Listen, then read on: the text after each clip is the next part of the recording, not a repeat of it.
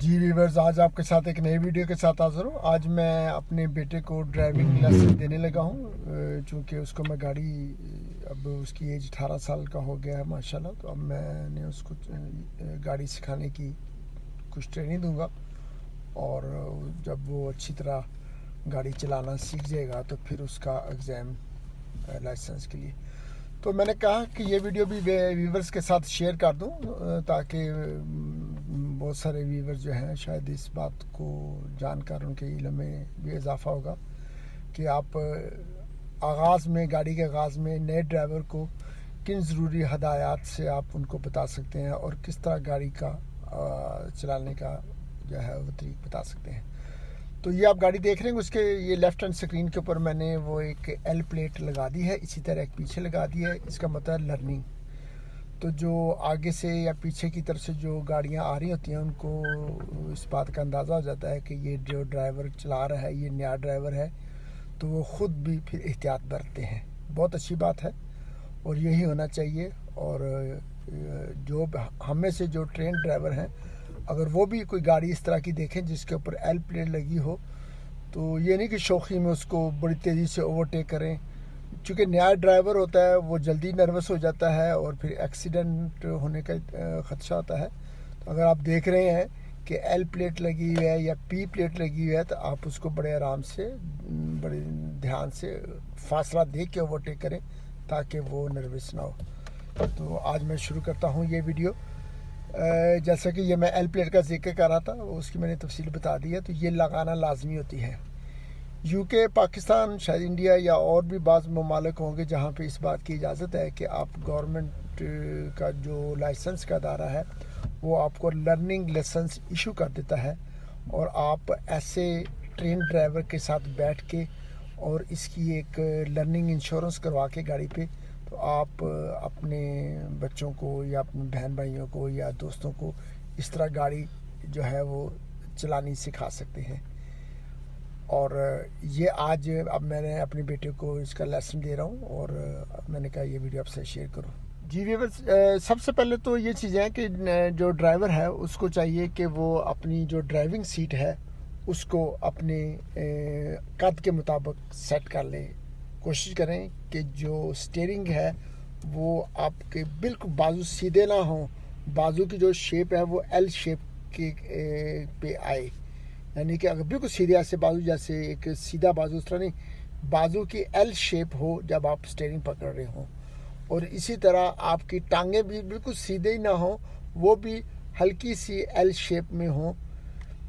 इससे ये फ़ायदा ये होता है कि आपके पास बाजुओं में भी इतनी लचक होती है कि आप बड़े आराम से स्टीयरिंग को पूरे तरीके से मोड़ सकते हैं।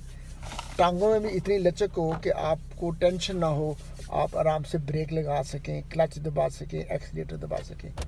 ये है पहली बेसिक चीज़। उसके बाद जब सीट को एडजस्ट कर लिया तो फिर ये जो साइड बाहर के शीशे हैं इनको देखें कि वो उसको प्रॉपर दोनों तरफ से नज़र आ रही है, रोड, फुटपाथ, साइड और रोड। इसी तरह ये जो मिडल मिरर है, इंटरनल मिरर, इसको भी अच्छी तरह अपने कद के हिसाब से देख ले कि ये मुझे पीछे का पूरा व्यू दिखाई दे रहा है। और सीट बेल्ट को देख ले कि वो अच्छी तरह लग चुकी है। आज चूँकि बारिश हो रही है, अब चूँकि यहाँ पे अब मंथ ऑफ अक्टूबर शुरू हो चुका है, बारिशों का सीज़न है, तो बारिश में गाड़ी चलानी नए ड्राइवर के लिए बड़ी मुश्किल होती है। लेकिन बहरहाल यहाँ पे तो ये मौसम रहता है, इसलिए इससे नहीं घबराना चाहिए गाड़ी। ये अब हम गाड़ी चलानी शुरू करते हैं व्यूअर्स। तो जब आपने गाड़ी को कोशिश करें कि स्लो स्पीड पे फर्स्ट सिखाएँ, और गाड़ी भी छोटी हो, मैनुअल हो या ऑटोमेटिक हो, ये कोई नहीं। लेकिन मैनुअल पे ये होता है कि जो आदमी मैनुअल गाड़ी सीख कर लाइसेंस लेता है वो दोनों गाड़ियाँ चला सकता है। वो चाहे ऑटोमेटिक चलाना चाहे वो चला सकता है, मैनुअल चलाना चाहे मैनुअल चला सकता है। तो जो आदमी सिर्फ ऑटोमेटिक गाड़ी सीखता है उसके लिए फिर ये प्रॉब्लम फ्यूचर में होती है कि वो मैनुअल गाड़ी नहीं चला सकता। तो मेरी कोशिश यही होगी कि मैं अपने बेटे को मैनुअल गाड़ियाँ दोनों ही चलाएगा। मेरे पास ऑटोमेटिक भी गाड़ी है घर पे, तो दोनों की प्रैक्टिस कराऊंगा। लेकिन एग्ज़ाम इसको मैं मैनुअल पे दिलाऊंगा ताकि ये जो है वो दोनों गाड़ियाँ जो हैं चलाने के लिए इसके पास परमिशन हो। अब देख रहे होंगे व्यूअर्स, ये जो एरिया है, जिस एरिया में मैं इसको आज गाड़ी चलाने लेके आया हूँ, ये बड़ा क्वाइट एरिया है, खुली खुली रोड है, ट्रैफिक नहीं है, साइडों पे गाड़ियाँ पार्क नहीं है। नए ड्राइवर के लिए इस बात का भी ख़ास ख्याल रखें और ऐसे एरिया का चुनाव करें जहाँ पे ट्रैफिक ना हो, बिल्कुल क्वाइट हो, ताकि नया ड्राइवर चूँकि बड़ा नर्वस होता है और वो इस तरह नर्वसपन में एक्सीडेंट करने का जो है वो ज़्यादा इस्तेमाल हो जाता है। तो शुरू में चंद रोज़ या चंद घंटे कह लें आप उसको बिल्कुल क्वाइट एरिया में गाड़ी सिखाएं और कोशिश करें कि लो स्पीड के ऊपर। ये आप देख रहे होंगे कि ये मैं बिल्कुल एरिया है बड़ा। आज वैसे भी संडे का दिन है, कोशिश ये भी करें कि वीक डेज के अंदर ना रखें, वीकेंड्स पे लें और अर्ली मॉर्निंग निकलें। अर्ली मॉर्निंग ज़्यादातर लोग घरों पे सोए होते हैं, रोड्स क्वाइट होती हैं, तो आप ज़्यादा आसानी के साथ सिखा सकते हैं। नए ड्राइवर के लिए जो बेसिक एहतियातें हैं वो ये हैं कि वो गाड़ी का कंट्रोल, और उसको कोशिश करें कि गाड़ी जो है वो अपने जो ट्रैक है उसके मिडल में रखें, ताकि उसके लेफ्ट हैंड पे भी गैप हो और राइट हैंड पे भी गैप हो। बाज़ ड्राइवरों की आदत होती है कि वो गाड़ी जो है वो ज़्यादा राइट हैंड पे रखते हैं या लेफ्ट हैंड पे रखते हैं, तो उससे जो नया ड्राइवर होता है उससे गाड़ी जो है वो या तो साइड के एज पे लग जाती है या आने वाली राइट हैंड पे जो आने वाली गाड़ियाँ होते हैं उनसे आपका साइड मिरर टकरा जाते हैं। तो ये अक्सर नए ड्राइवर के साथ ये हैपन हो जाता है, इसलिए शुरू से उसको आदत डालें।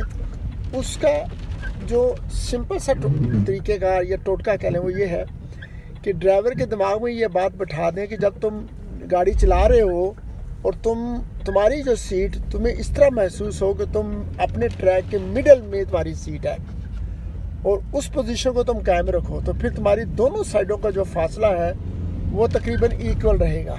ये एक मोटा सा बेसिक फार्मूला है गाड़ी को बिल्कुल मिडल में रखने का, कि आप जो ड्राइवर है वो ये महसूस करे कि मैं जिस ट्रैक में गाड़ी चला रहा हूँ मेरी सीट यानी जो मेरी सीट है वो बिल्कुल उस ट्रैक के मिडल में है।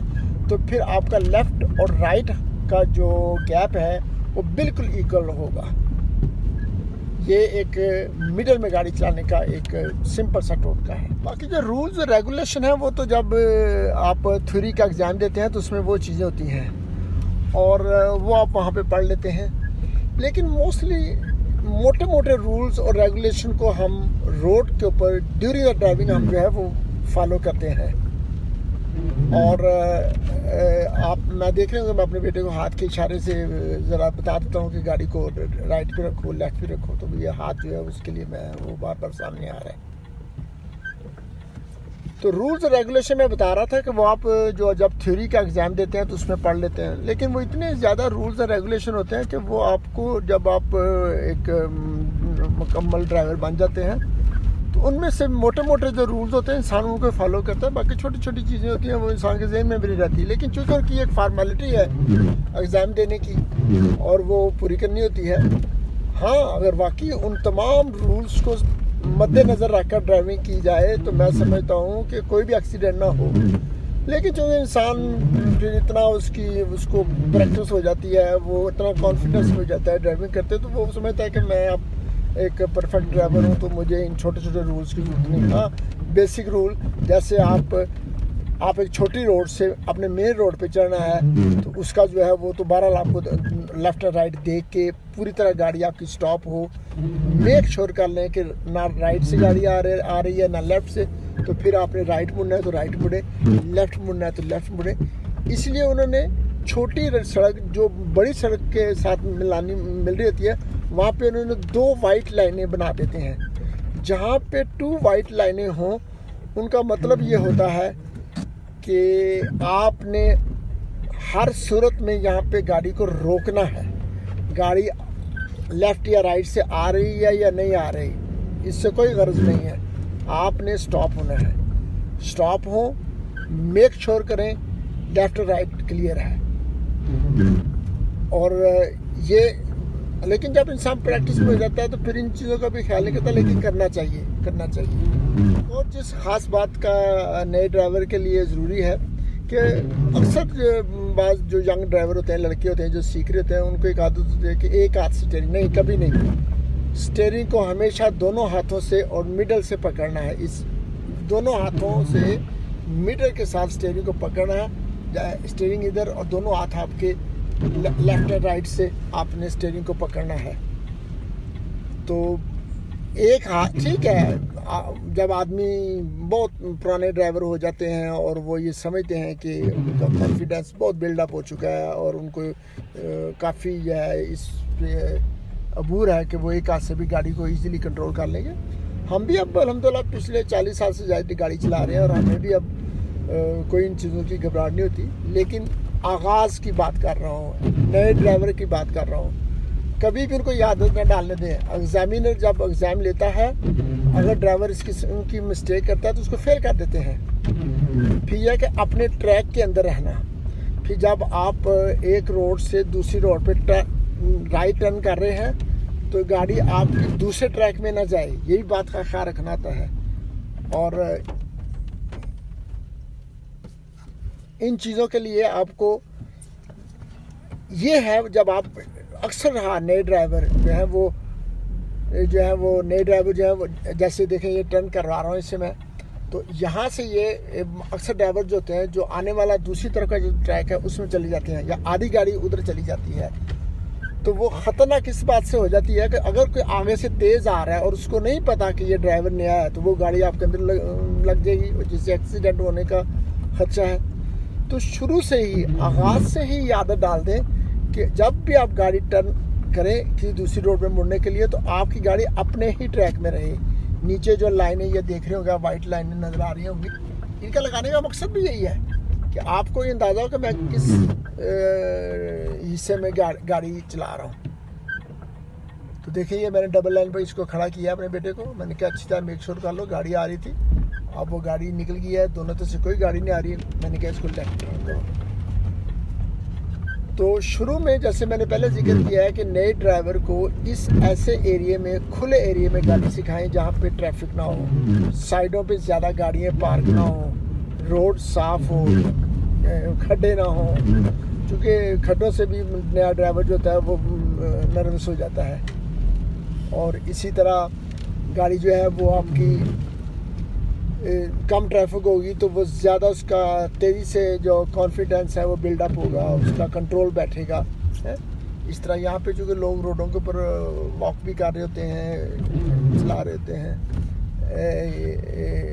वॉकिंग वगैरह कर रहे होते हैं, जॉगिंग वगैरह कर रहे होते हैं, तो इस बात का भी ख़ास ख्याल रखना चाहिए कि उनके जब अगर कोई आगे आदमी वॉक कर रहा है, जॉगिंग कर रहा है, वैसे तो लोग ज़्यादातर फुटपाथ पे ही होते हैं, लेकिन बाज़ ऐसे एरिया में लोग रोड पे आ जाते हैं। चूँकि आज बारिश हो रही है, फुटपाथ के ऊपर पत्ते गिरे हुए हैं, बड़ी बस स्लिपरी होती है, तो बाज़ भागने वाले या वॉक करने वाले रोड पे आ जाते हैं। लेकिन उनको आना नहीं चाहिए, बाई लॉ वो गलत है, वो अपने फुटपाथ पे ही रहें। लेकिन बार एज ए ड्राइवर आपका फ़र्ज़ बनता है कि आप इस बात का भी एहतियात रखें और ये ज़हन में बात आप बिठा लें कि कोई आप रोड पे आ सकता है, कोई साइकिलिस्ट आ सकता है, कोई बच्चा खेलते खेलते फुटबॉल आया, फुटबॉल के पीछे आ सकता है, या दो गाड़ियां खड़ी हैं उनके दरमियान से आदमी निकल सकता है। तो अपने माइंड में इस बात को हमेशा कायम रखें और आपकी जो आंखें खुली हों, दिमाग बिल्कुल एक्टिव हो।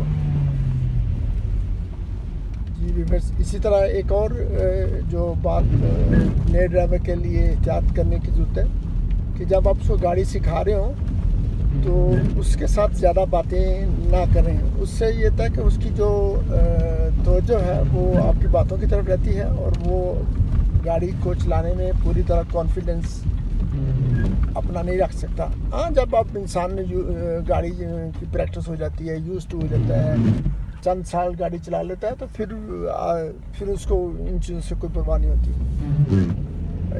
और चूँकि नया आदमी आगे नर्वस हुआ होता है, बैठा होता है और वो हर वक्त खौफ में होता है, तो ऊपर से आप बातें कर रहे हैं तो वो आपकी बातों को भी सुनना चाहता है, उनका भी जवाब देना चाहता है, ऊपर से वो उसके अंदर एक खौफ भी है, तो वो फिर एहतमाल है कि वो ज़्यादा मिस्टेक करेगा कहीं पे। लेकिन फिर आहिस्ता आहिस्ता उसको इस बात की भी आदत डालें कि जब तुम गाड़ी चला रहे हो तो कोई बातें कर रहा है तो तुम्हें वो भी सुन रही हो, उनकी तरफ भी तुम्हारी तवज्जो हो, गाड़ी की तरफ भी तवज्जो हो, आंखें खुली हो, दिमाग भी खुला हो। तो ये, लेकिन ये आहिस्ता आहिस्ता वक्त के साथ साथ, लेकिन आगाज़ में कोशिश करें कि कम बातें करें, और उसको अगर आपने कोई मुड़ने के लिए कहना है या कहना है तो इशारे का इस्तेमाल करें या हल्की सी आवाज़ में कह दें। और इसी तरह गाड़ी चलाते वक्त म्यूज़िक वगैरह से बिल्कुल बंद रहें, रेडियो को बंद रखें। इससे भी जो नया ड्राइवर होता है, कोई गाना लग गया, उसका फेवरेट गाना आ गया है, तो वो उसकी तवज्जो फ़ौरन उस तरफ हो जाएगी और वो अपनी जो तवज्जो है गाड़ी चलाने की तरफ से काम कर लेगा। तो इससे भी जो है वो एक्सीडेंट होने का ख़दशा है। तो ये जो बातें मैं आपके साथ शेयर कर रहा हूँ, ये मैंने इसलिए कहा था कि चलें, जो नए ड्राइवर होते हैं और जो सिखाने वाले होते हैं, माँ बाप, बहन भाई, वो इन बातों को मद्देनज़र रखें और ख़ुद गाड़ी से सिखाने की कोशिश करें। जिन ममालिक में इस बात या सिखाने की फैसिलिटीज़ अवेलेबल है, बाज़ मुल्कों में नहीं है, वो कहते हैं नहीं, सीधे जाएं ड्राइविंग स्कूल में जाके सीखें प्रॉपर। तो जहाँ पे जैसे इंग्लैंड, यूके में, हमारे पाकिस्तान में भी होगा, ऐसा ही है। और बाज़ ममालिक में ऐसा होगा कि गवर्नमेंट ने कहा हुआ है कि ठीक है, आप एक लर्निंग लाइसेंस अप्लाई करके तो किसी ट्रेन ड्राइवर के साथ बैठ के गाड़ी चलाएं, और उसके साथ फिर आप जो गाड़ी है उसके ऊपर ये एल की प्लेट लगा लें, और एक स्पेशल इंश्योरेंस होती है वो करवा लें, ताकि वो आप के नए ड्राइवर को कवर करती है। उम्मीद है व्यूअर्स को ये वीडियो पसंद आई होगी। तो मैंने पहले भी जिक्र किया था कि मैं जनरल वीडियो बनाता हूँ, मैं कोई एक ख़ास कोई टॉपिक मैंने चुना नहीं हुआ। जो भी चीज़ मुझे ऐसी महसूस होती है कि मैं ये चीज़ व्यूअर्स का शेयर करूं, तो वो मैं बना के वीडियो को डाल देता हूं। अब वो अच्छी है या बुरी है, ये आपके कमेंट से मुझे पता चलेगा। इसलिए मैं बार बार अपनी वीडियो में आखिर पे कहता हूं कि प्लीज़ अपने कमेंट्स शेयर किया करें। मेरे वीडियो के ऊपर जो नकाइस हैं वो मुझे बताएं, ताकि मैं अपनी आगे जो वीडियो बनाऊँ उनके अंदर वो जो चीज़ें जो मैं मिस्टेक करता हूँ, जो मुझे नहीं करनी चाहिए, वो व्यूवर्स के व्यूज़ से मुझे पता चलेगा। तो उम्मीद है कि व्यूवर्स इस बात का भी ख्याल करेंगे और अपने कमेंट्स भी मुझे बताएंगे और लिखेंगे भी, ताकि मैं और अच्छी वीडियो और अच्छी चीज़ें, जनरल वीडियो आपके साथ शेयर कर सकूं। इस उम्मीद के साथ इंशाल्लाह दोबारा मुलाकात होगी। बस इसमें आपके साथ इजाज़त चाहता हूँ। अल्लाह ताला तमाम व्यूवर्स को अपनी ख़ास हिफ्ज़-ओ-मान में रखे। आमीन सुम्मा आमीन।